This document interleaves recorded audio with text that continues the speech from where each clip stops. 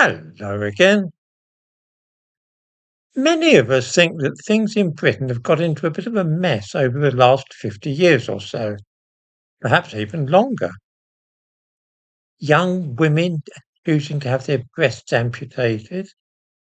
Half the population are not working because they have all kinds of strange mental disorders. There's an obsession with race and supposed injustices associated with racial prejudice. A complete absence of patriotism among the younger generation and a general malaise which seems to contaminate the whole country. I'm going to suggest a possible cause for this.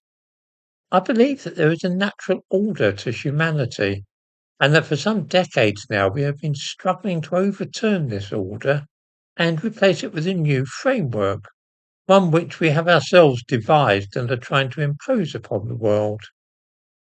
Not surprisingly, this hasn't worked, and it's now causing immeasurable harm to people, physical and mental, particularly the rising generation. Let me explain what I mean by this.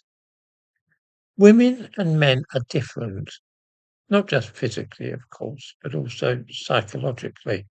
Not in intelligence. I don't believe for a moment that men are more intelligent than women, but in character and emotional structure. Women are far better at connecting with others and cooperating with them, while men are great at competing and fighting for dominance. Bearing children and raising them is something which women can do and in which they find their greatest fulfillment.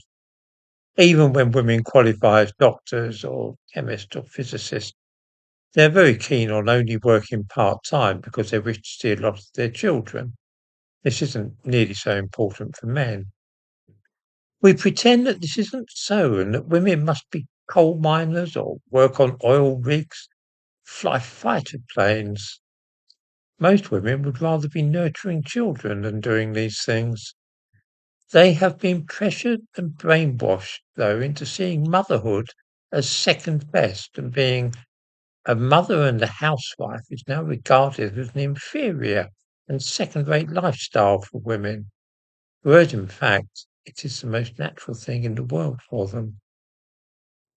It is overturning this natural order which has led inexorably to women wishing to mutilate their bodies and become men. Feminism has been a disaster for women.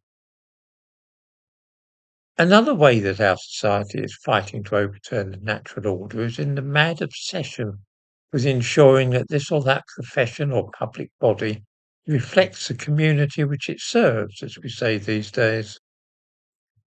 The only way that this could be achieved is usually by lowering the requirements for certain ethnicities to get into good universities or qualify as lawyers, get a place at medical school, and so on. These mad efforts to rig the game have resulted in chaos and people unable to do the jobs for which they have supposedly qualified. This too is an attempt to overturn the natural order and rearrange the world in a way that we think is fairer and more how it should be in the idealized fairy tale world that we have conjured up in our minds.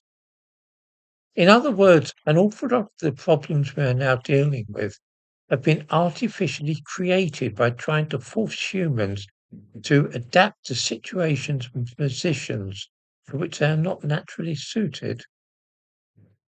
At best, this will create unease and a sense that something is amiss.